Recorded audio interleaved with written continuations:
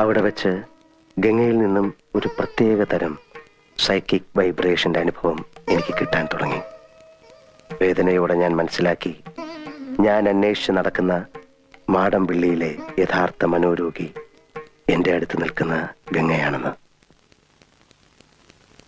ഗംഗയിൽ എന്തുകൊണ്ട്, എവിടെ വെച്ച്, എങ്ങനെ ഈ രോഗം ഉടലെടുത്തു?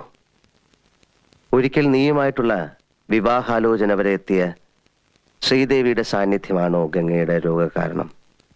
അതറിയാനാണ് അന്ന് ഞാൻ ശ്രീദേവിയും കൂട്ടി അമ്പലത്തിൽ പോകാൻ പറഞ്ഞത്. പക്ഷെ ഗംഗയ്ക്ക് അതൊരു പ്രശ്നമേ അല്ലെന്ന് എനിക്ക് വളരെ വ്യക്തമായി. പഴങ്കഥയിലെ നാഗവല്ലിയുടെ ഒരു കാര്യം പറഞ്ഞ് ഗംഗയെ പ്രകോപിപ്പിക്കാൻ ഞാൻ ശ്രമിച്ചു.